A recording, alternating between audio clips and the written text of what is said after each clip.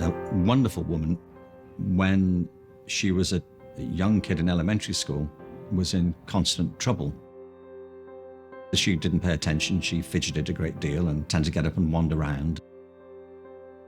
Eventually, the school contacted her mother and said that they thought Gillian had a learning difficulty, and they explained to her what she should do and that she should take Gillian to see a specialist. And her mother was naturally devastated to hear that. He asked to go and sit at the far end of the room on this leather sofa, and he talked to her mother about all the problems Gillian was having and asked her to describe them. And she said all this time that her mother was speaking to him, he was staring at Gillian. And she said, I was uncomfortable and I was sitting on my hands so I wouldn't fidget. This went on for several minutes, and then he stood up and he said to Gillian, look, this has been very interesting, Gillian, but I need to speak to your mother privately now. So if you wait here, we're going to leave you, but we'll be back. We won't be very far away. We'll come back in a few minutes. And she said they got up and they went out. But as they went out, he leaned across his desk and turned the radio on. And they got into the corridor, apparently, and he turned to her mother and said, just stand here for a moment and watch her, see what she does. She said there was a window back into the room, so she couldn't see them, but they could see her. She said the minute they were out of the room, she was on her feet, moving to the music. She said she danced around on top of the sofa, on the tables, and she said, because she'd been sitting still for so long. They watched this for a couple of minutes, and he turned to her mother, and he said, Mrs. Lynne, Gillian isn't sick. She's a dancer. Take her to a dance school. And she did. She went to the Royal Ballet School, and she said, I walked into this room and said, I'll never forget it. It was full of people like me, people who couldn't sit still. And as she put it, people who had to move to think. She was eventually accepted into the Royal Ballet, and then she became a soloist, a principal and a soloist, and had a wonderful career at the Royal Ballet, traveled the world with them.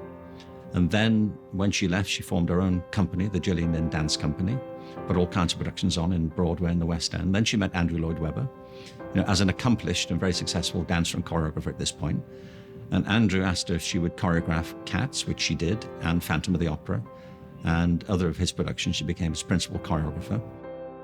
She went on to give pleasure to millions and became a multi-millionaire. And it's perfectly possible these days that somebody else would tell her to sit down, calm down, and take these tablets. And she wasn't sick. She was a dancer. And I feel this for an awful lot of people, that if you stereotype people against a very narrow view of ability, then you automatically generate a very big conception of inability, and at worst, of disability. A lot of what goes on in our school systems is not the result of legislation, it's the result of habit and ritual. There is nothing anywhere really in most of our systems that requires that we educate kids by age group. We just do, because we think you have to, but you don't. And outside of schools, we wouldn't think of doing that. When kids leave school at 3 o'clock in the afternoon or 4 o'clock, we don't say, now all the 4-year-olds be sure to go over there. Keep away from 8-year-olds, bad things happen, we know. Communities are intergenerational.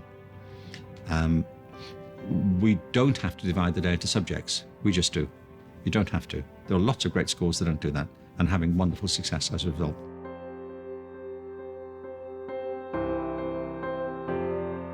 Creativity is one of the defining characteristics of our species. It's one of the things that makes us human. We create the lives that we live through the possibilities we see and the opportunities we take, or the ones we step away from. It's how people's lives are transformed by discovering a talent and a passion and a purpose that goes with it. It's what the Gillian Lynne story is about.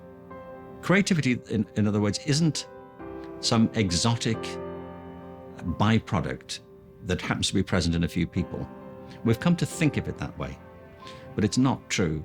Creativity is the pulse of human life. It's, we live in a city that wasn't here 150 years ago like this. This is being created by the interplay of millions of minds working together, collaborating, we're all of us now bathed in the great net of the World Wide Web and all of its works.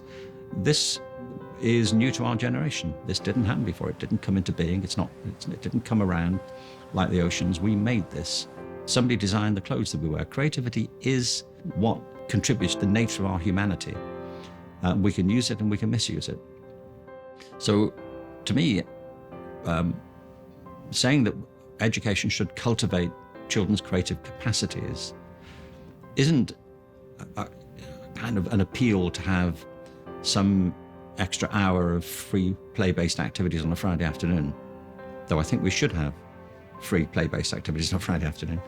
It's to recognize that there is a set of capacities here which isn't separate from, but it's integrated with everything else that we do.